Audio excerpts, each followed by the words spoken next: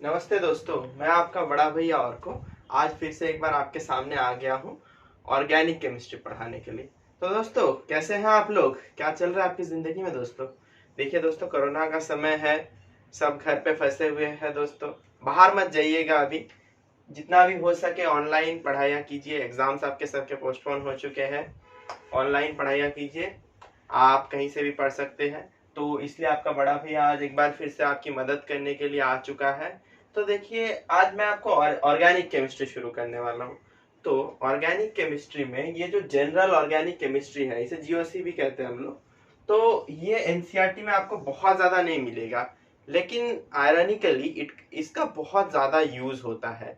आप कोई भी जेई का सवाल उठा लीजिए, नीट का सवाल उठाया कि 12th के बोर्ड का भी क्वेश्चन उठा लीजिए, जीओसी का यूज होगा। और तो और दोस्तों, देखिए कि 12th के जितने भी चैप्टर्स है ऑर्गेनिक के, आप अल्काइल हलाइड अराइल हलाइड मान लीजिए, अल्कोहल फेनॉल ईथर मान लीजिए, कि आप एल्डिहाइड वाला चैप्टर मान लीजिए, कोई भी मान लीजिए, वहां पे इस चैप्टर का बहुत यूटिलाइजेशन होगा। इंडक्टिव इफेक्ट मान लीजिए, रेजोनेंस इफेक्ट मान लीजिए, हाइपर कॉन्जुगेशन मान लीजिए, इन सब के थ्रू जो स्टेबिलिटी मिलती है, जो भी मिलती है, तो इन सब चीजों का बहुत यहाँ पे उपयोग होगा दोस्तों। तो आज जो मैं आपको कराने वाला हूँ वो है इंडक्टिव इफेक्ट। उससे पहले मैं आपको बता दूं कि किस प्लान में मैं इसको पढ़ाऊंगा। तो देखिए, ये जो चैप्टर है दोस्तों, तो इसमें पहले मैं आपको इंडक्टिव इफेक्ट कराऊंगा, रेजोनेंस कराऊंगा, हाइपर कॉन्जुगेशन, एक एक इफेक्ट को डिटेल में डिस्कस कर दूंगा एक एक वीडियोस में। तो आपको मतलब ज्यादा लोड एक टाइम पे लेने की जरूरत नहीं। उसके बाद चैप्टर जब एंड होगा, मतलब हर एक वीडियो के एंड में भी मैं क्वेश्चंस दूंगा, लेकिन इसके जो क्वेश्चंस है दोस्तों, ये कंबाइंड टाइप के होते हैं, कि जैसे इंटरमीडिएट्स भी पढ़ाने हैं, इसके बाद हमें आपको रिएक्शन मैकेनिज्म्स भी पढ़ाने हैं, है ना। तो देखिए, जब ऐसे पढ़ाऊंगा तो आपको समझ में आ जाएगा। तो कई बच्चे कहते हैं कि भैया हमें रिएक्शन मैकेनिज्म पढ़ने की क्या जरूरत है, हम तो ऐसे भी याद करके प्रोडक्ट लिख सकते हैं। नहीं दोस्तों, देखिए, एक्सेप्शन केसेस जब आ जाएंगे तो बिना मैकेनिज्म जाने आप कर नहीं पाएंगे, आपका सवाल गलत हो जाएगा। तो चलिए, बिना समय गवाए आज का लेक्चर इंडक्टिव इफेक्ट पर शुरू करते हैं। चलिए, लेक्चर शुरू किया जाए। तो जैसा मैंने आपको कहा दोस्तों, कि आज हम इंडक्टिव इफेक्ट पढ़ेंगे और इंडक्टिव इफेक्ट के ही कुछ सवाल लगाएंगे आज के वीडियो में। तो देखिए दोस्तों, इंडक्टिव इफेक्ट जो है हमारा, तो पहले मैंने डेफिनेशन लिख दिया है कि आप समझ लीजिए कि चीज एक्चुअली इस चीज हो क्या रहा है यहाँ पे। देखिए, displacement of sigma electron towards more electronegative atom of the sigma bond और पार्शियल चार्जेस आर डेवलप्ड। इसमें इसका मतलब क्या है भैया, हमें समझाइए। जी बिल्कुल समझाते हैं। देखिए, सबसे पहला जो आपको याद रखना है कि इंडक्टिव इफेक्ट दोस्तों सिग्मा बॉन्ड पे होगा, मतलब सिंगल बॉन्ड पे होगा। आप लोग को शायद याद ही होगा यहाँ पे कि अगर डबल बॉन्ड होता है तो एक सिग्मा होता है, एक पाई होता है। सिंगल बॉन्ड होता है तो सिग्मा होता है। ट्रिपल बॉन्ड होता है तो दो सिग्मा एक पाई होता है। तो ये जो इंडक्टिव इफेक्ट है दोस्तों, ये हमेशा सिंगल बॉन्ड पे काम करेगा।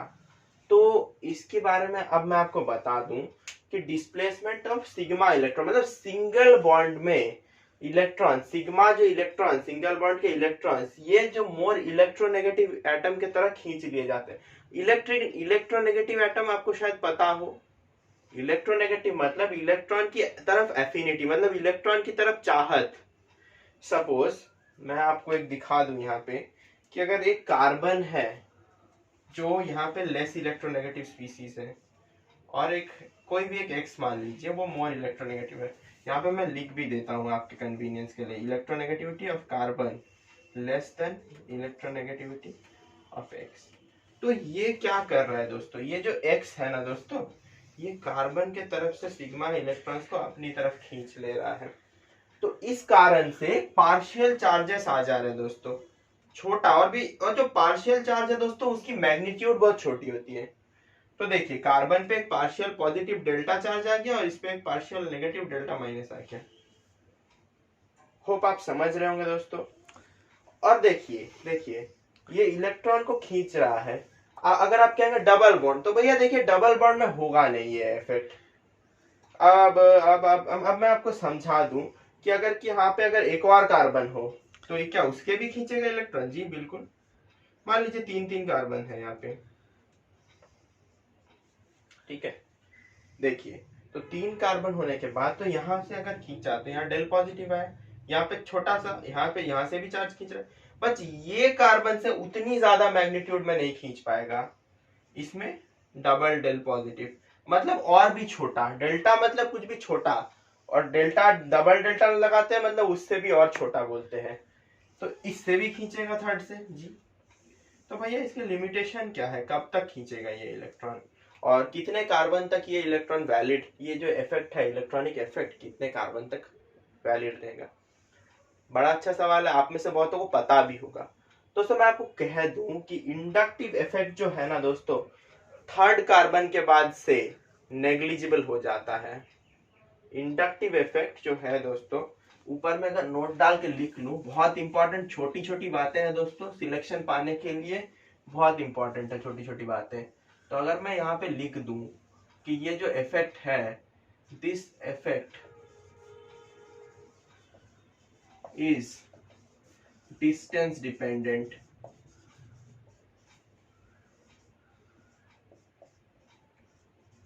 मतलब कि देखिए आप जो कार्बन से डायरेक्टली इलेक्ट्रोनेगेटिव स्पीशीज अटैच्ड है, उसके बाद वाले कार्बन पे स्पेसिफिक इफेक्ट आएगा, उसके बाद से इफेक्ट की जो इंटेंसिटी है वो कम होती जाएगी एक एक करके, डिस्टेंस डिपेंडेंट। उसके बाद एक और लाइन जो जरूरी है, becomes negligible after the third carbon.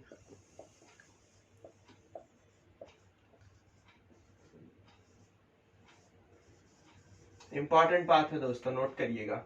देखिए सुनिए दोस्तों, कि तीसरे कार्बन के बाद तो इसकी कोई और इफेक्ट नहीं रहती इधर में, तो अब क्या है यहाँ पे, और क्या दोस्तों अब बोलेंगे भैया कि सभी इलेक्ट्रॉन खींचते हैं, नहीं नहीं नहीं नहीं नहीं, यहीं पे एक इंपॉर्टेंट क्वेश्चन आता है। यहाँ से एक इंपॉर्टेंट टर्म आपको बताने जा रहा हूँ कि इलेक्ट्रॉन डोनेटिंग ग्रुप्स है कुछ, इलेक्ट्रॉन विदड्रॉइंग ग्रुप्स है कुछ दोस्तों। तो मैं इसके अगले में जब बताने वाला हूँ इलेक्ट्रॉन डोनेटिंग और इलेक्ट्रॉन विदड्रॉइंग ग्रुप्स के बारे में, तब तक आपको शायद इंडक्टिव इफेक्ट समझ में आया हो। एक बार और सम अप कर देता हूँ कि जो सिंगल बॉन्ड के इलेक्ट्रॉन्स को, सपोज ये एक है, इस एंड में एक है, इस एंड में एक और है दोस्तों, ये एंड में जो है वो है कम इलेक्ट्रोनेगेटिव और इस एंड में जो है वो ज्यादा इलेक्ट्रॉन नेगेटिव, तो ये एंड वाला जो है वो इसके इलेक्ट्रॉन्स को अपने तरफ खींच लेगा। एज अ रिजल्ट क्या होगा, जो लेस इलेक्ट्रोनेगेटिव था उस पे एक पार्शियल पॉजिटिव चार्ज आएगा और जो मोर इलेक्ट्रोनेगेटिव था उस पे पार्शियल नेगेटिव चार्ज आएगा। एज सिंपल एज दोस्तों, आप पॉज करके नोट करिए, इसके बाद मैं अगला टॉपिक पे आता हूँ दोस्तों। तो दोस्तों अब मैं आपको जो बताने वाला हूँ, इंडक्टिव इफेक्ट के दो टाइप्स है दोस्तों। क्या क्या टाइप्स है भैया, एक है नेगेटिव इंडक्टिव इफेक्ट, दूसरा है पॉजिटिव इंडक्टिव इफेक्ट। तो दोस्तों देखिए, नेगेटिव इंडक्टिव इफेक्ट, इतनी देर जो आपको कह रहा था मैं, वो नेगेटिव इंडक्टिव इफेक्ट है कि उसमें इलेक्ट्रॉन को खींच लिया गया, एक कार्बन से इलेक्ट्रॉन को अपने तरफ, सिग्मा बॉन्ड के इलेक्ट्रॉन को अपने तरफ खींच लिया गया, वो आपका है नेगेटिव इंडक्टिव इफेक्ट। और पॉजिटिव इंडक्टिव इफेक्ट जो है दोस्तों, उसमें क्या होता है कि इलेक्ट्रॉन को कार्बन के तरफ पुश किया जाता है थ्रू ए सिग्मा बॉन्ड। तो यहाँ पे आपको दो टर्म्स जो आपको मैं कह रहा था, electron withdrawing group, electron donating group. तो पहले आप समझिए इलेक्ट्रॉन विदड्रॉइंग ग्रुप क्या है दोस्तों। देखिए जैसा मैं आपको कह रहा था, सपोज आप कोई भी एक ग्रुप ले लीजिए, इलेक्ट्रॉन विदड्रॉइंग ग्रुप, कार्बन के साथ सपोज NO2 अटैच्ड है, तो ये जो NO2 है ना दोस्तों, ये इलेक्ट्रॉन विदड्रॉइंग ग्रुप है।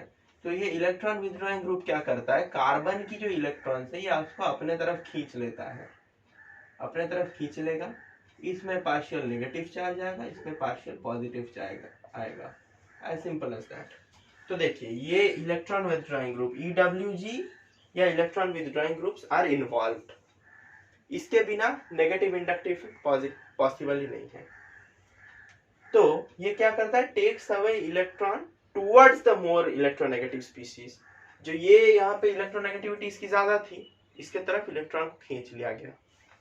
तो देखिए अब ये माइनस आई क्या ना दोस्तों, एक ऑर्डर है, ये ऑर्डर आपको जानना है, रटना है, रटना है in order to solve those questions. Like if you don't know this order, how will you solve. आपको एक ही क्वेश्चन में शायद ये एल्डिहाइड का भी ग्रुप दे देगा, ये ये एल्डिहाइड का, एक कीटोन का, कार्बोक्सिलिक का भी ग्रुप दे देगा, अल्कोहल का भी ग्रुप दे देगा, और उसमें आपको कहा जाएगा कि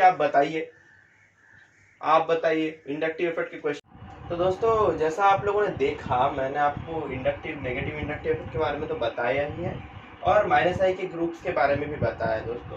तो अब आपको जो इन्फॉर्मेशन मैं देने वाला हूँ दोस्तों, कि क्या सर आप क्या कह रहे हैं, माइनस आई का तो आपने ग्रुप कह दिया है, इसके आगे आप कुछ कहिए हमसे।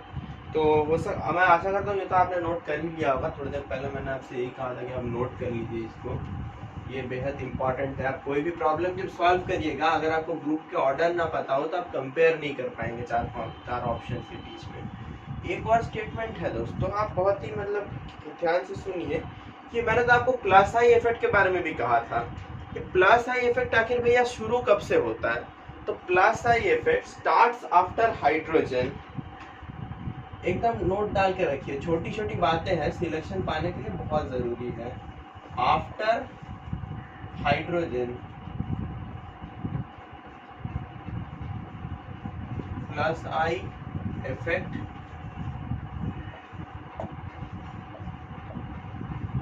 स्टार्ट्स। आशा करता हूँ आप समझ रहे होंगे।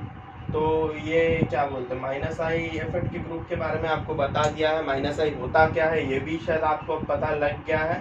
तो आप अगर जिन बच्चों ने नोट किया भी नहीं हो तो वो अभी से पॉज करके नोट कर लीजिए। अब मैं आपको plus I effect in detail समझाने वाला हूँ। चलिए दोस्तों पॉज करके इसी तरह नोट करिए। तो जैसा दोस्तों कह रहा था कि plus I effect also known as positive inductive effect. दोस्तों पॉजिटिव इंडक्टिव इफेक्ट में क्या सबसे फर्स्ट एंड फॉरमोस्ट जो कंडीशन है दोस्तों, कि electron donating group is required. जैसा मैंने आपको पहले ही समझाया था, अगर आप याद किए होंगे तो देखिए, कोई अगर यहाँ पे है कि सपोज कोई कार्बन कार्बन कार्बन का चेन है, इसके साथ हम मान नहीं रहे इसके साथ बाकी क्या वैलेंसीज इसकी सेटिस्फाई हो रही। इस मोमेंट में मेरी टारगेट आपको प्लस आई इफेक्ट समझाना है। तो यहाँ पे कोई इलेक्ट्रॉन डोनेटिंग ग्रुप को हम कंसिडर करते हैं CH3। फॉर एग्जांपल CH3 जो हमारा है वो एक इलेक्ट्रॉन डोनेटिंग ग्रुप है, इलेक्ट्रॉन को देता है। जैसे हमारा माइनस आई इफेक्ट में क्या था, मोर इलेक्ट्रोनेगेटिव एलिमेंट था, वो था इलेक्ट्रॉन विथड्रॉइंग ग्रुप, तो वो खींच ले रहा था कार्बन से इलेक्ट्रॉन। तो ये जो कर रहा है ना दोस्तों, ये इलेक्ट्रॉन को दे रहा है इस कार्बन को। तो इससे क्या हो रहा है दोस्तों, इस पे पार्शियल नेगेटिव चार्ज इंड्यूस हुई है। तो भैया बाकियों पे भी दे रहा है जी, बिल्कुल सही है, बिल्कुल सही है, पुराने की तरह ही है। Last one is just like the last one, only difference is it donates the electron, rather in the first one it was like it took away all the electrons। देखिए इस पे फिर थोड़ा और कम पार्शियल नेगेटिव चार्ज आएगा, इस पे थोड़ा और कम पार्शियल नेगेटिव चार्ज आएगा। और आप तो जानते ही होंगे कि इंडक्टिव इफेक्ट जो है थर्ड कार्बन के बाद से नेग्लिजिबल हो जाता है। तो ये आप समझ रहे होंगे। तो अब आपको एक चीज जो यहाँ पे पूछी जाती है दोस्तों, कि एसिडिटी ऑर्डर आप बताइए, कि बेसिसिटी ऑर्डर आप बताइए कि कैसा होता है। तो अगर आपको याद होगा कि 11 के फिजिकल केमिस्ट्री में एक हमारा चैप्टर था केमिकल इक्विलिब्रियम बोल के।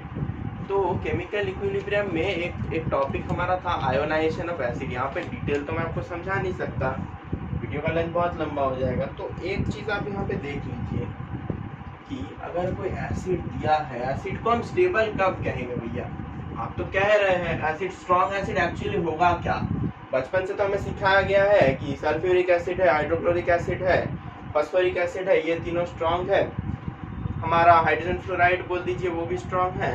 लेकिन एसिड की स्ट्रॉन्ग स्ट्रेंथ कैसे हमें पता चल रहा है, किस बेसिस पे आप उसे स्ट्रॉन्ग एसिड कह रहे हैं। पीएच के बेसिस पे, जी जरूर पीएच के बेसिस पे तो हम कह ही रहे हैं, but pH is the calculation of that result. आप देखिए कि यहाँ पे अगर एक एसिड है, सपोज मैं HA लिखता हूँ,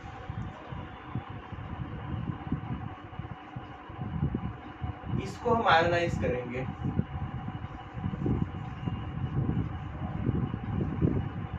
हमारा एसिड जो भी है दोस्तों, एसिड किस बेसिस पे है, ये हाइड्रोजन आयन को रिलीज करता है। तो H+A- ये हाइड्रोजन आयन रिलीज है। तो और ये A- जो है ना हमारा दोस्तों, इसको हम कहते हैं कॉन्जुगेट बेस। इंपॉर्टेंट चीज है दोस्तों, ध्यान लगाइएगा। कॉन्जुगेट बेस है ये दोस्तों। तो देखिए कॉन्जुगेट बेस, अब हम कहेंगे ना कि कैसे स्टेबल होगा, देसी भाषा में आप याद रख लीजिए। याद करने की ट्रिक बता रहा हूँ, टिप्स एंड ट्रिक्स तो बहुत जरूरी होते हैं, जैसा मैं हमको आपको हमेशा से कहता हूँ कि देखिए एसिड ऐसे डिसोसिएट कर गया, तो कॉन्जुगेट बेस की स्टेबिलिटी से एक रिलेशन है कि हमारा कॉन्जुगेट बेस जितना जितना ज्यादा स्टेबल होगा हमारा एसिड उतना ज्यादा स्टेबल होगा। कॉन्जुगेट बेस की स्टेबिलिटी प्रोपोर्शनल टू। तो देखिए दोस्तों, जो बात मैं आपको कह रहा था कि कॉन्जुगेट बेस की स्टेबिलिटी और एसिडिक स्ट्रेंथ डायरेक्टली रिलेटेड है। इसका मतलब भैया कि हमारा ये जो बेस होगा, ये आपको एग्जांपल में बाद में जब क्वेश्चंस कराऊंगा तब समझ आएगा। तो एक और बात आप कहेंगे हमसे कि तो भैया यहाँ पे सवाल कैसे आते हैं, तो देखिए यहाँ पे सवाल जो आते हैं वहाँ पे आपको एसिडिक स्ट्रेंथ या फिर बेसिक स्ट्रेंथ को कंपेयर करना होता है। तो इसके लिए ट्रिक क्या है, ट्रिक के लिए एक छोटी सी बात मैं आपको कहना चाहूँगा। छोटी छोटी बातें दोस्तों सिलेक्शन पाने के लिए बहुत इंपॉर्टेंट होता है कि जितना ज़्यादा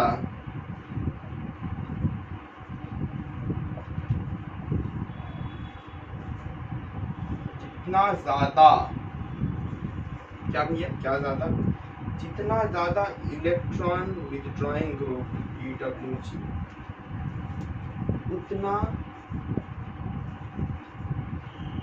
ज़्यादा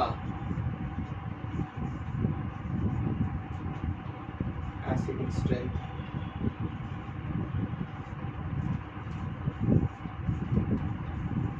क्या कह रहे हैं आप जी, बिल्कुल वही कह रहा हूँ आपसे कि देखिए दोस्तों मैं आपको कह दूं, the more number of electron withdrawing groups attached to a particular carbon in a compound, then the acidic strength of that compound will definitely increase.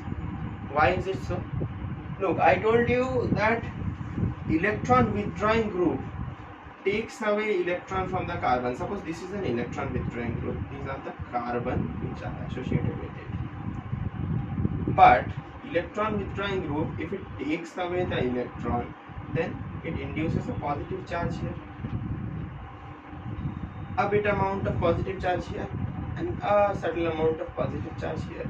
तो इस कारण से क्या हो रहा है ना, अगर आप इलेक्ट्रॉन खींच रहे हैं तो इस पे हमारी एसिडिक स्ट्रेंथ बढ़ रही है, एसिडिक स्ट्रेंथ बढ़ रही है।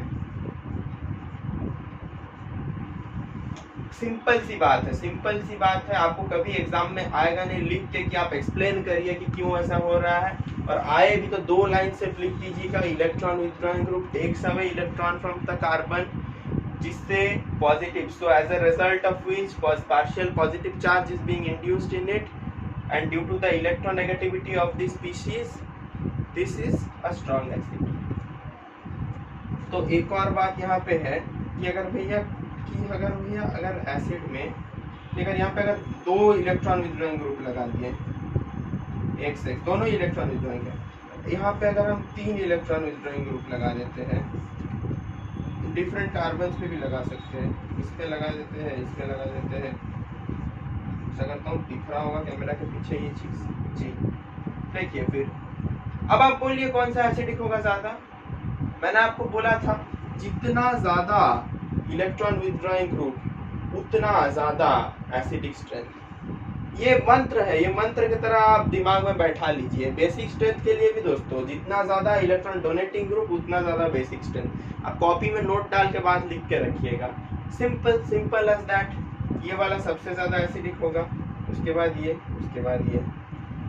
अरे हाँ दोस्तों देखिए ना कि इलेक्ट्रॉन तो ज्यादा ये खींच रहा है, जितनी ज्यादा इलेक्ट्रॉन खींच लेगा जितनी इसकी इलेक्ट्रोनेगेटिविटी होगी उतना ही होगा। समझ रहे होंगे, आशा करता हूँ आप समझ रहे होंगे। अब आपको दोस्तों मैं ना ये समझा चुका हूँ कि प्लस आई क्या है, माइनस आई क्या है, कॉन्जुगेट बेस क्या है, इलेक्ट्रॉन डोनेटिंग ग्रुप्स क्या क्या है, इलेक्ट्रॉन विथड्रॉइंग ग्रुप्स दोस्तों क्या क्या है। तो अब आपको जो मैं कराने वाला हूँ, आपको क्वेश्चंस कराने वाला हूँ अभी, तो आप जरा इसे पॉज करके नोट कर लीजिए। हो सके तो 2 मिनट ब्रेक लेके समझ लीजिए कि भैया ने अभी अब तक क्या समझाया हमें and how we are going to apply that. आप पॉज करके इसे नोट करिए।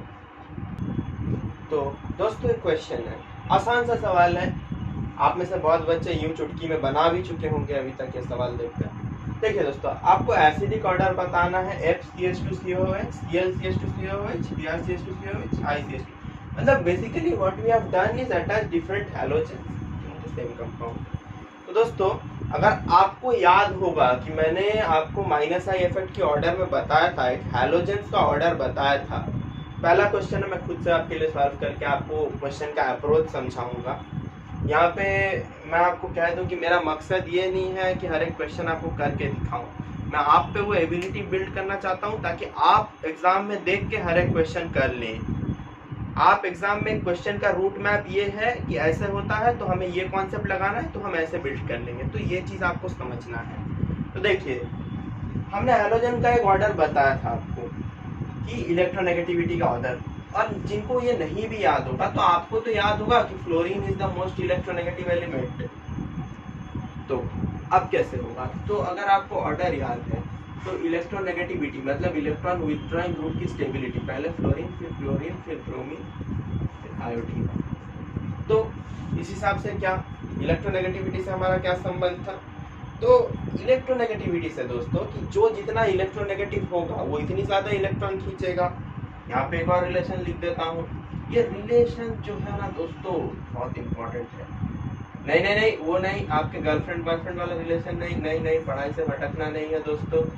इलेक्ट्रोनेगेटिविटी प्रोपोर्शनल टू आपका एसिडिक स्ट्रेंथ।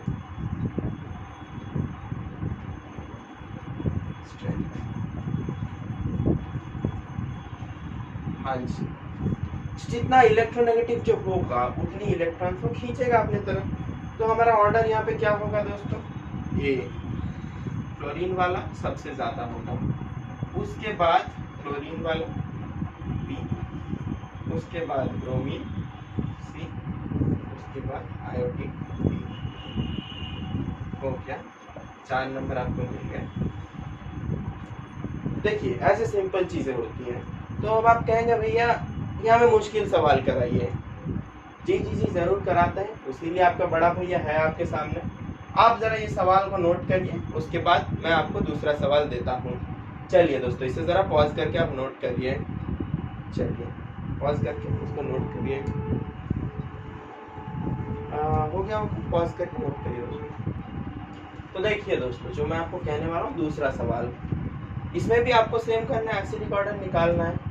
एसिटिक एसिड है, chloro acetic acid, dichloro, trichloro, मतलब आप एक एक हाइड्रोजन हटाते जा रहे हैं, एक एक फ्लोरीन लगाते जा रहे हैं। आप में से ये भी सवाल बहुत इजी है। अरे सर क्या इजी सवाल? देखिए दोस्तों, मैं यहाँ सबके लिए सोच रहा हूँ, आपका लेवल मैं धीरे धीरे बढ़ाऊंगा। फिर देखिएगा लास्ट वीडियो जो होगा इस चैप्टर की, जब मैं आपको प्रीवियस ईयर कराने वाला हूँ, ऐसे सवाल होंगे कि सवाल हिलने ही नहीं वाले हैं, 5-5 मिनट 10-10 मिनट आप सोचते ही रह जाएंगे। तो इसलिए मैं आपको कह रहा हूँ ये सवाल देखिए, ये जो सवाल है। तो थोड़ी देर पहले आपको मैंने एक बात कहा था, अगर आपको याद हो, कि जितना ज्यादा more the number of electron withdrawing groups attached, more will be the acidic strength. आप समझ रहे होंगे, क्लोरीन हमारा यहाँ पे एसिड है, एसिडिक स्ट्रेंथ को बढ़ाता है, मीन इलेक्ट्रॉन को विथड्रॉ करता है। अगर आपको समझने में दिक्कत हो तो मैं आपको ना कॉन्जुगेट बेस बना के समझाता हूँ। मैंने आपको कहा था कि कॉन्जुगेट बेस की स्टेबिलिटी पे हमारा डिपेंड करता है कि कैसे होगा एसिड की स्ट्रेंथ। तो वो एग्जांपल देने का टाइम आ गया है। तो अगर आप ये देखते हैं, अगर एसिटिक एसिड का ही कंसीडर करते हैं, एक यहाँ पे ले लीजिए, अब बस एक हाइड्रोजन यहाँ से हटा रहे हैं, नथिंग एल्स। कॉन्जुगेट बेस सुन के डरना नहीं कि अरे भैया क्या आपने कह दिया, कुछ नहीं, एक आप हाइड्रोजन हटा देते, ये आपका हमारा कॉन्जुगेट बेस हो गया। तो देखिए कॉन्जुगेट बेस जो है यहाँ पे नेगेटिव चार्ज है। तो आपको मैंने लेक्चर के शुरुआत में ही कहा था कि charge species are unstable. Charge को वो देना चाहेगा, वो खुद न्यूट्रल होना चाहेगा, इस पे जो नेगेटिव चार्ज है इसको वो दे देना चाहेगा। लेकिन क्या प्रॉब्लम है कि यहाँ पे जो CH3 ग्रुप है ना दोस्तों, तो ये CH3 क्या कर रहा है, इस पे और चार्ज इधर पुश किए जा रहा है और इसको अनस्टेबिलिटी मिल रही है। तो कॉन्जुगेट बेस अनस्टेबल तो वीक एसिड हो गया। हम दूसरा वाला देखते हैं, दूसरे के केस में क्या होता है कि अगर हम यहाँ पे एक Cl जोड़ देते हैं, यही कंपाउंड इधर में रहेगा, CH2 था, COH का, क्लोरोएसिटिक एसिड। नाम देख के घबराना नहीं है दोस्तों। देखिए यहाँ पे Cl रहेगा, CH2 रहेगा, इसका कॉन्जुगेट है CO माइनस H+, क्योंकि H+ रिलीज करते हैं। तो क्लोरीन यहाँ पे क्या कर रहा है? Chlorine, as I told you, it's an electron withdrawing group. So what it does is it takes away electron towards itself because it is electronegative and it is electron withdrawing. बात दोनों same ही है। तो यहाँ पे खींच ले रहा है, तो ये नेगेटिव चार्ज जो है यहाँ से, तो ये धीरे धीरे हट रहा है इससे। समझ रहा है कि नहीं? नेगेटिव चार्ज जब हट रहा है दोस्तों, तो स्टेबिलिटी इसकी बढ़ रही है ना। Charge species are unstable. Now if you are taking out the charge, then the species is getting stable. As simple as that. ये species stable हो रही है। तो अगर हम 2 क्लोरीन लगा देते हैं यहाँ पे, मान लीजिए कहाँ पे लिखे, ऊपर में लिख देते हैं जरा, हैलोजन की ऑर्डर तो अभी आपको जरूरत नहीं होगी। तो मान लीजिए अगर 2 क्लोरीन लगा देते, मैं कॉन्जुगेट बेस लिख रहा हूँ सिर्फ, थर्ड और फोर्थ का ऑप्शन का। देखिए क्या था हमारा, डाइक्लोरो क्लोरीन था, इधर एक और क्लोरीन था, इधर में हमारा कार्बन CH हो गया और COH माइनस। देखिए यहाँ पे 2 क्लोरीन खींच रहे हैं, तो more amount of negative charge is being stabilised, more amount of negative charge is being taken away from here, ये और ज्यादा स्टेबल हो गया। सिमिलरली वो फोर्थ का भी देख लीजिए आप, 3 क्लोरीन लगा देते हैं हम यहाँ पे,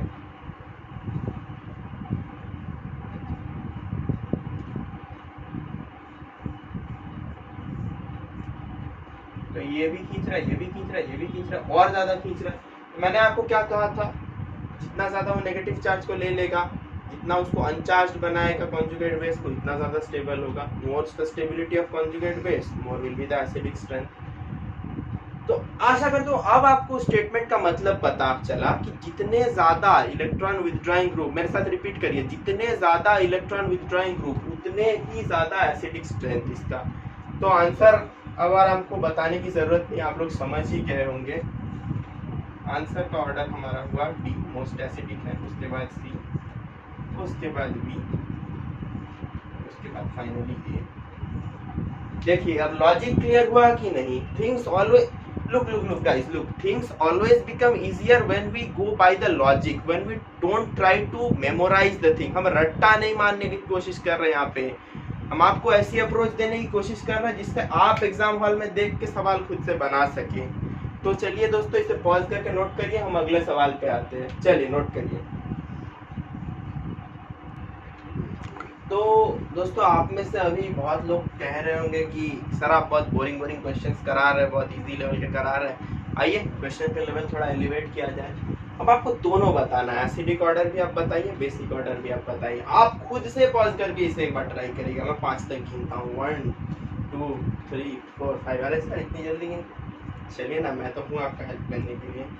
तो देखिए CH3 जो है यहाँ पे आपको पहले आइडेंटिफाई करना है। फर्स्ट स्टेप क्या, आप आइडेंटिफाई करिए कौन सा ग्रुप है। जो ग्रुप है वो आइदर इलेक्ट्रॉन डोनेटिंग है कि इलेक्ट्रॉन विथड्रॉइंग है। तो यहाँ पे हम देखते हैं CH3 है and that is electron donating group. So for acidic strength what we will do, हम इसका कॉन्जुगेट बेस बनाएंगे पहले। अभी आप नए हैं तो आप कॉन्जुगेट बेस बनाइए, आपको ज्यादा बेनिफिट मिलेगा। तो देखिए हमने क्या बोला था, यहाँ पे CH3 एक लगा दीजिए। CH3 को ना दोस्तों आप मिथाइल लिख सकते हैं, आप अगर शॉर्ट में लिखना चाहें ना ऐसे आप Me भी लिख सकते हैं, या NCERT में भी पाइएगा ऐसे ही लिखा हुआ है। अरे यहाँ पे हमने कार्बन मिस किया है, सॉरी दोस्तों। CH3 CH3 COH सवाल लाए भी है हमने जी। देखिए ये है। तो देखिए दोस्तों यहाँ पे जो हमारा कार्बन है उसके साथ 3 मिथाइल ग्रुप अटैच्ड है। मिथाइल क्या करता है भैया, डोनेट करता है, दानी आदमी है, इलेक्ट्रॉन को डोनेट करता है मिथाइल। कॉन्जुगेट बेस बनाते हैं, आइए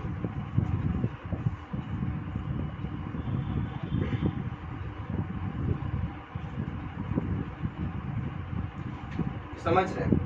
तो अभी आप देखिए कि इलेक्ट्रॉन डोनेट कर रहा है। यहाँ पे हर एक मिथाइल यहाँ पे इलेक्ट्रॉन को डोनेट कर रहा है। हमने क्या कहा था कि नेगेटिव चार्ज होगा तो ज्यादा होगा तो अनस्टेबल हो जाएगा कॉन्जुगेट बेस, तो क्या होगा कि एसिडिक ऑर्डर तो कम जाएगा। तीनों दे रहा है यहाँ पे negative charge negative charge negative charge, ये नेगेटिव चार्ज फिर यहाँ जाएगा, ये नेगेटिव चार्ज की मात्रा और बढ़ती रहेगी, ये तो हाईली अनस्टेबल हो गया। तो ये सबसे वीकेस्ट एसिड होगा, ऑप्शन ए जो हमारा है सबसे वीकेस्ट एसिड होगा। और अगर दूसरे तरफ में देखा जाए कि आप एक जगह वीकेस्ट हो तो आप दूसरे जगह स्ट्रॉन्गेस्ट भी होगे। दूसरे तरह में देखा जाए, अगर बेसिक ऑर्डर में हमने देखा जाए तो बेस में हमने क्या कहा था, जितना ज्यादा प्लस आई ग्रुप, जितना ज्यादा इलेक्ट्रॉन डोनेटिंग ग्रुप, उतना ज्यादा बेसिक नेचर होगा उसका। बेस में ये नेगेटिव, देखिए बेस क्या है एक्चुअली, बेस में क्या है, एसिड में क्या है कि नेगेटिव चार्ज को वो लेगा। एसिड की प्रॉपर्टी क्या है, it accepts the negative charge, and base में क्या है, it donates the negative charge to the protons. तो अगर ये बेसिक ऑर्डर में इसको देखा जाए तो ये मिथाइल भी दे रहा, तो इसकी मात्रा अगर बढ़ी तो इसकी जो इलेक्ट्रॉन डोनेटिंग एबिलिटी है, इलेक्ट्रॉन डोनेशन करने की एबिलिटी है, electron donation ability that increases. तो ये अच्छा बेस हो गया। समझ रहे कि नहीं बात जो मैं कह रहा हूँ, आप समझ रहे कि नहीं? जी बिल्कुल समझ रहे हैं। तो अगले वाले पे आते हैं हम।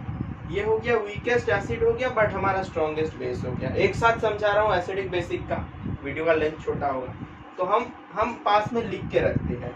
ऑप्शन ए जो हो गया वीकेस्ट एसिड हो गया, ऑप्शन ए जो, सॉरी दोस्तों, एसिडिक के स्ट्रेंथ में ये हो गया सबसे नीचे वाला, फोर्थ में आ गया। अब बेसिक के स्ट्रेंथ में हमारा आ गया नंबर 1 में, सबसे ज्यादा बेसिक है। हम यहाँ पे लिख के रखते हैं ताकि लास्ट में जब आप आंसर देंगे आपको दिक्कत नहीं होगी। ऊपर का मिटा सकता हूँ मैं? जी बिल्कुल मिटा सकता हूँ। आपने क्वेश्चन नोट कर लिया होगा, मैंने आपको पहले ही कहा था। अरे नहीं भी किया तो क्या है भैया, हम रिवर्स में जाके नोट कर लेंगे। चलिए ये पढ़ाई करते हैं। देखिए ये जो है हमारा CH3CH2OH इथेनॉल, इथेनॉल से दोस्तों हमारा जो कॉन्जुगेट बेस बनता है CH3CH2 माइनस H+। तो ये हमारा जो कंपाउंड यहाँ पे बन रहा है दोस्तों, इसमें भी इलेक्ट्रॉन डोनेटिंग ग्रुप्स है। ये इसको इधर फिर से दे रहा है इलेक्ट्रॉन, तो इलेक्ट्रॉन देने के खातिर यहाँ पे दिया फिर से डिस्टेबलाइज हो गया। ये जो कॉन्जुगेट बेस है ये भी वीक हो गया।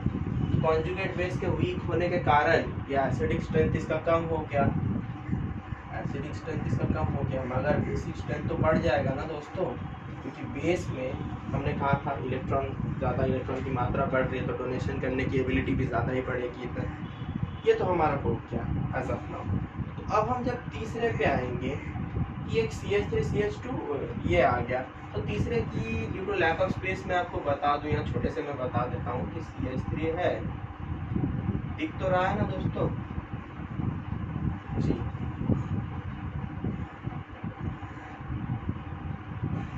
CH है O- है, ये कॉन्जुगेट बेस से बना है, तो हमने यहाँ पे देखा दो डोनेशन का, तो ये भी वीक एसिड में चला गया और बेस में स्ट्रॉन्ग बेस हो गया, स्ट्रॉन्ग बेस में चला गया।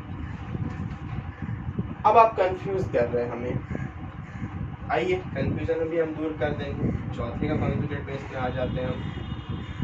CH2O- ये हमारा कॉन्जुगेट बेस एक ही इलेक्ट्रॉन दे रहा है, तो बस यहाँ पे एक ही डोनेटिंग ग्रुप है, तो यहाँ पे चारों में से सबसे स्ट्रॉन्ग एसिड हमारा ऑप्शन डी होगा।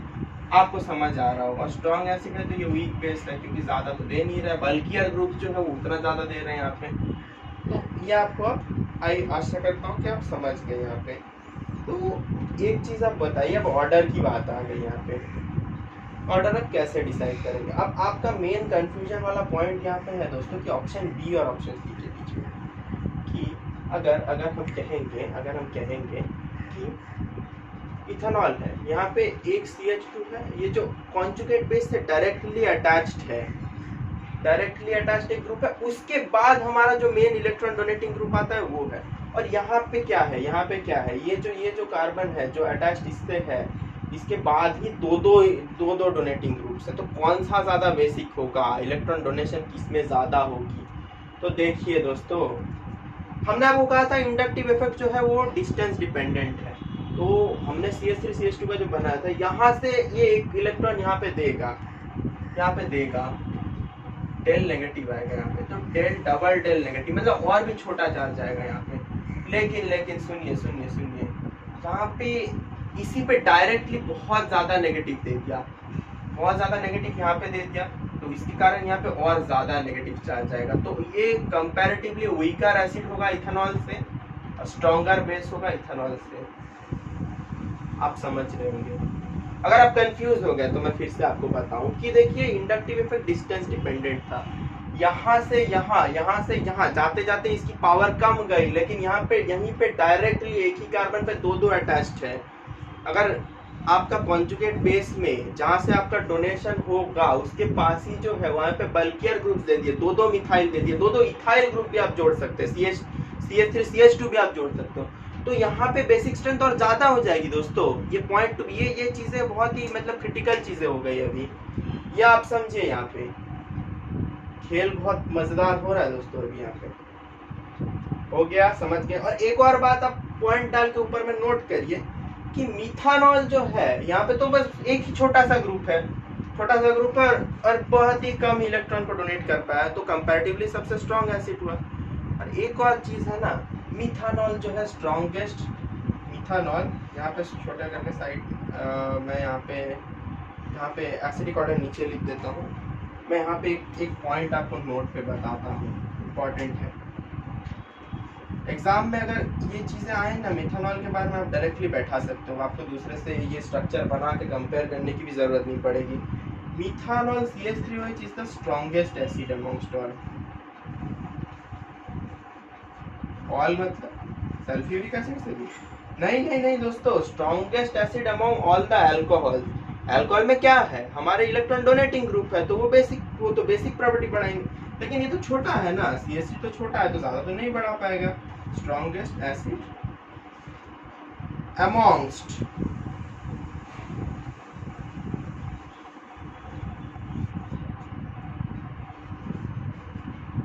अल्कोहल्स, आशा करता हूँ आपको दिख रहा है। तो अगर मैं पहले एसिडिक ऑर्डर अब लिखूं, भैया बहुत आपने कंफ्यूज कर दिया, मुद्दे की बात पे आइए और समाप्त करिए इसको जी, करते हैं अभी करते हैं आपके लिए। तो एसिडिक ऑर्डर में अगर आपको लिखूं यहाँ पे, तो एसिडिक ऑर्डर सबसे पहले हमारा होगा D का, सबसे ज्यादा D, क्योंकि ये तो आपको पता लग गया।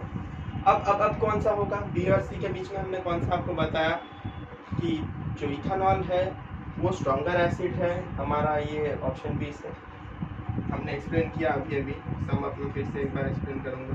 तो सी, फिर उसके बाद कौन सा हमारा आता है बी, उसके बाद कौन सा था ए तो हमने आपको कहा ही था वीकेस्ट एसिड है, क्योंकि तीनों ग्रुप यहीं पे अटैच्ड है और हाईली अनस्टेबल कर रहा है। ये हमारा हो गया एसिडिक ऑर्डर।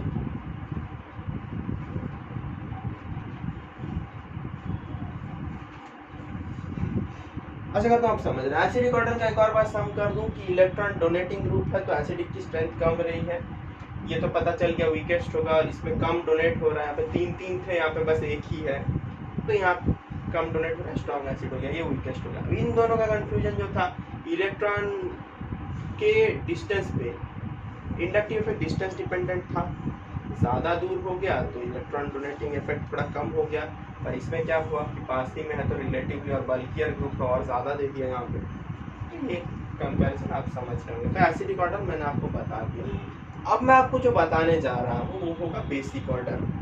बेसिक ऑर्डर में आपको सबसे पहले पता लग गया कि ये स्ट्रॉन्गेस्ट बेस है क्योंकि बहुत ज़्यादा डोनेट किया। If you go by the reverse logic of the acidic order, the compound which is the strongest acid will be the weakest base and the compound which is the weakest base will be the strongest acid। ये तो आप समझ रहे हैं। तो ये हमारा हो गया स्ट्रॉन्गेस्ट बेस हो गया क्योंकि बहुत ज़्यादा डोनेट कर रहा है, इधर पे हमने स्ट्रक्चर्स तो बनाया भी है, और ये जो हमारा था वीकेस्ट बेस हो गया। यहाँ पे साइड में छोटा करके मैं लिख देता हूँ बेसिक ऑर्डर। यहाँ पे अगर आप कंफ्यूज नहीं कर रहे होंगे तो मैं लिख दूँ एसिडिक हमने लिखा ही है, सही। नोट करिएगा इस सबको अच्छे से, आप नोट करिएगा।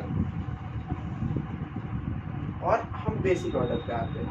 तो बेसिक ऑर्डर पे तो आपको सबसे पहले पता ही लग गया कि ए का सबसे ज्यादा होगा, सबसे ज्यादा होगा। और आप एसिडिक ऑर्डर के रिवर्स से भी जा सकते हैं या फिर आप सिंपल लॉजिक से भी जा सकते हैं। इसके बाद जो बी होगा वो होगा, क्योंकि एसिडिक स्ट्रेंथ पे तो ये हारा, और फिर क्योंकि ज़्यादा इलेक्ट्रॉन डोनेट कर रहा है यहाँ पे, बी में ज़्यादा इलेक्ट्रॉन यहाँ डोनेट कर रहा है, तो इलेक्ट्रॉन को प्रोटॉन को देने की क्षमता यहाँ पे ज़्यादा है, तो बी हो गया यहाँ पे। उसके बाद हमारा यहाँ पे आ गया सी। उसके बाद फाइनली बेसिक ऑर्डर, ये जो हमारा है बेसिक ऑर्डर, वो थोड़ा है मतलब क्राउडेड हो चुका है, बट आशा करता हूँ आप समझ रहे होंगे। आप क्वेश्चन पहले जैसे लिखा था ऐसे आप ऑप्शन नोट करेंगे सबसे पहले, उसके बाद आप जो ये स्ट्रक्चर्स हमने बनाए 1 का 2 का फिर 3 का, ऐसे हमने जो स्ट्रक्चर्स बनाए थे वो स्ट्रक्चर्स आप पहले, नंबर 1 का है ये स्ट्रक्चर, ये नंबर 1 का है, ये नंबर 2 का है, नंबर 3 का है, नंबर 4 का, मतलब ABCD ऐसे आप समझ लीजिए ऐसे है। तो ये स्ट्रक्चर्स आप नोट करेंगे, फिर आप लॉजिक लगाएंगे कि इलेक्ट्रॉन डोनेशन इलेक्ट्रॉन एक्सेप्टेंस के बारे में, उसके बाद ये ऑर्डर में। चलिए पॉज करके नोट करिए। अब आप कह रहे होंगे भैया पिछले सवाल तो आपने भारी दे दिया, चलिए अब आप नॉर्मल सवाल करिए, बीच बीच में नॉर्मल भी करना पड़ता है, ऐसी कोई बात नहीं। आइए, तो इसमें आप एसिडिक स्ट्रेंथ बताएंगे, तो पहले सबसे पहले मैं आपको बात बता दूँ जो मैं बताया नहीं था अभी तक, कि H प्लस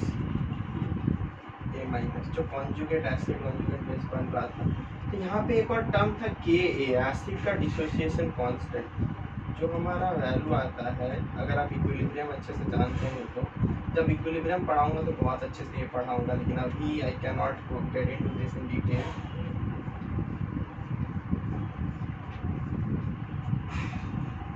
अगर के की वैल्यू यहाँ पे जितनी ज्यादा होगी ना, स्ट्रॉन्गर द एसिड,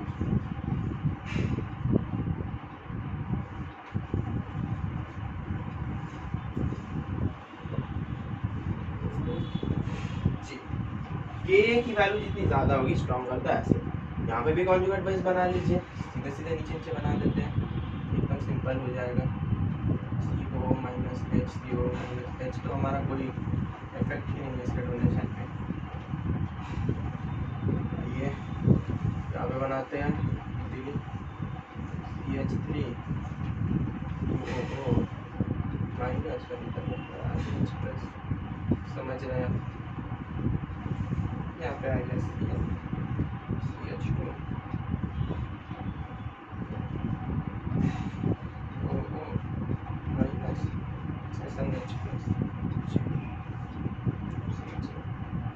तो देखिए H हमारा कुछ कर ही नहीं रहा था, स्टैंडर्ड कंडीशन आ गया, स्टैंडर्ड आप लिख लीजिएगा जैसे भी ऐसा है तो स्टैंडर्ड लिख लीजिए। ये हमारा जो था इसमें इलेक्ट्रॉन विथड्रॉइंग ग्रुप है, एज सिंपल एज दैट। इसमें हमारा इलेक्ट्रॉन डोनेटिंग ग्रुप है।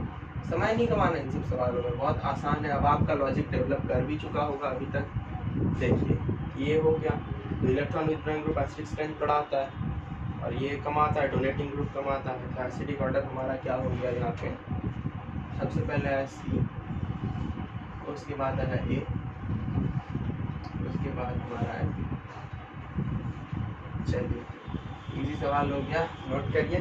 इसके बाद मैं आपको एसिडिक ऑर्डर बताऊंगा, जैसे हमारे इंडक्टिव इफेक्ट के ग्रुप्स के ऑर्डर बताया था, -I के ग्रुप्स के ऑर्डर बताया था, तो वो मैं आपको एसिडिक ऑर्डर बताऊंगा ग्रुप्स के। इसे जरा पॉज करके नोट करिए। तो देखिए दोस्तों, जैसा मैंने आपको कहा मैं एसिडिक ऑर्डर के ग्रुप्स के बारे में आपको बताऊंगा। तो पहले हमारा आ जाता है बेंजीन सल्फोनिक एसिड, हमारा फिर आता है कार्बोक्सिलिक एसिड वाला ग्रुप HCOH ग्रुप, मिथानोइक एसिड जिसे कहते हैं। उसके बाद हमारा आता है बेंजोइक एसिड, उसके बाद हमारा RCOH, क्योंकि एक डोनेट कर देगा इसलिए इसको नीचे रखा गया, और जो फिनाइल ग्रुप है वो इलेक्ट्रॉन विथड्रॉइंग है, पहले ही बताया था। फिर H2COH कार्बोनिक एसिड, उसके बाद फेनॉल। तो आपको ना कई क्वेश्चन में देखो दोस्तों मिलेंगे कि रिंग वाले जो क्वेश्चंस होते हैं ना, उसमें इस पे ग्रुप्स अटैच करेंगे, इस पे फेनॉल और कार्बोक्सिलिक एसिड में ग्रुप्स अटैच करके कंपेयर करने मिलेंगे। तो कई आपको सिचुएशंस आएंगे यहाँ पे कि आपको कार्बोक्सिलिक एसिड में इलेक्ट्रॉन डोनेटिंग ग्रुप दे दिया जाए और फेनॉल में आपको इलेक्ट्रॉन विथड्रॉइंग ग्रुप दे दिया जाए, तो in that situation also carboxylic acid में आप कितने भी इलेक्ट्रॉन विथड्रॉइंग ग्रुप लगाए और फेनॉल में आप कितने भी कार्बोक्सिलिक एसिड पे आप कितने भी इलेक्ट्रॉन डोनेटिंग ग्रुप लगा दीजिए और फेनॉल में आप कितने भी इलेक्ट्रॉन विथड्रॉइंग ग्रुप। आप एक एग्जांपल दे देता हूँ तो आपको क्लियर हो जाएगा। यहाँ पे ये हम कार्बोक्सिलिक एसिड लगाते हैं, यहाँ पे और यहाँ पे फेनॉल लगाते हैं, नाइट्रोफेनॉल बना देते हैं। फेनॉल में आशा करता हूँ दिख रहा है आपको कैमरे में, नाइट्रोफेनॉल। बोलिए कौन सा एसिडिक होगा? ऑलवेज देखिए दोस्तों, फेनॉल का जो है ना कम एसिडिक होगा ऑलवेज, तो ये हमेशा सबसे ज्यादा होगा। Carboxylic acid is always more acidic in nature compared to phenol. कोई भी ग्रुप आप संग संग लगा दीजिए उसके, तो H2O, उसके बाद अल्कोहल और weaker acid compare to water. Exception सिर्फ रहेगा मिथानॉल, पहले ही बताया था। फिर अल्काइंस आता है, उसके बाद एल्कीन्स आता है, उसके बाद एल्केन्स आता है।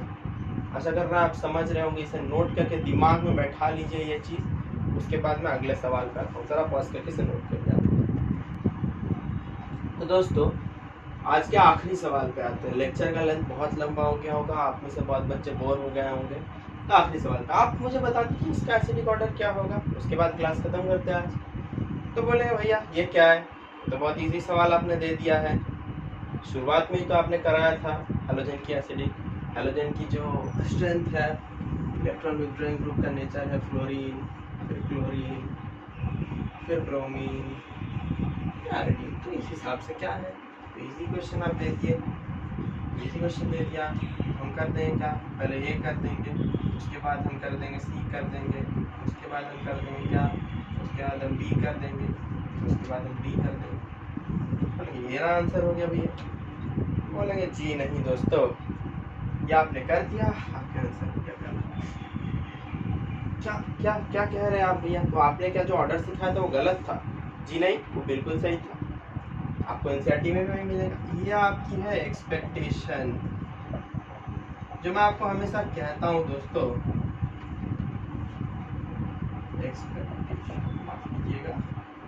एक्सपेक्टेशन, काल्पनिक जीवन और वास्तविक जीवन।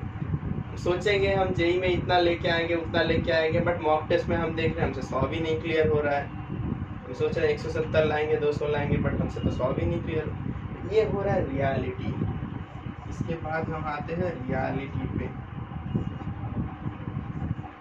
रियलिटी क्या है भैया, आप इतना सस्पेंस क्यों दे रहे हैं भैया, आप डायरेक्ट हमें बताइए। तो देखिए दोस्तों, ये जो है अगर किसी भी कंपाउंड पे अगर आप देखेंगे I2 है, आप में से जो चालाक बच्चे हैं उन्होंने देख लिया होगा कि दो हैलोजन ग्रुप्स यहाँ पे है। तो कभी भी अगर आपको ऐसा सिचुएशन दिखे कि 2 हैलोजन ग्रुप्स कि 2 इलेक्ट्रॉन विथड्रॉइंग ग्रुप्स, चाहे वो वीकर स्ट्रेंथ पे भी हो ना क्यों, क्योंकि अगर 2 ग्रुप्स ऐसे हो गए तो वो हमेशा स्ट्रॉन्गेस्ट होगा ऑलवेज।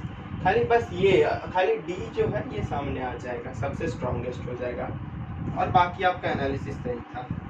ये एक एक्सेप्शन है, जेई का एग्जाम है दोस्तों, एक्सेप्शन पढ़ेंगे नहीं तो कैसे सिलेक्शन होगा आपका जी। ये हो गया हमारा पॉइंट। 2 हैलोजन ग्रुप आने से हमेशा वो सबसे ज़्यादा स्ट्रॉन्गेस्ट बन जाएगा, तो इसे आप नोट करिएगा। आशा करता हूँ आज की क्लास आपको समझ आया है दोस्तों, और कुछ डाउट होगा तो आप मुझे कमेंट सेक्शन में पूछ सकते हैं। आज ही मैं दूसरा लेक्चर लाने वाला हूँ जो होगा रेजोनेंस मेसोमेरिक स्ट्रक्चर के ऊपर में। जीओसी का लेक्चर नंबर 2 होने वाला है। जैसा मैंने आपको बताया जीओसी एक एक करके मैं करा दूंगा, उसके बाद मैं 12th के ऑर्गेनिक में घुसूंगा, क्योंकि शुरू में मैंने बताया था बहुत इंपॉर्टेंट पार्ट है ये। तो चलिए दोस्तों, आज के साथ अलविदा लेता हूँ। वीडियो पसंद आई तो लाइक करिएगा, कमेंट करिए, अपने दोस्तों के साथ भी शेयर करिए। बहुत मुश्किल लगती है वीडियो बनाने में। चलिए अब मिलते हैं अगले वीडियो में। नमस्ते दोस्तों।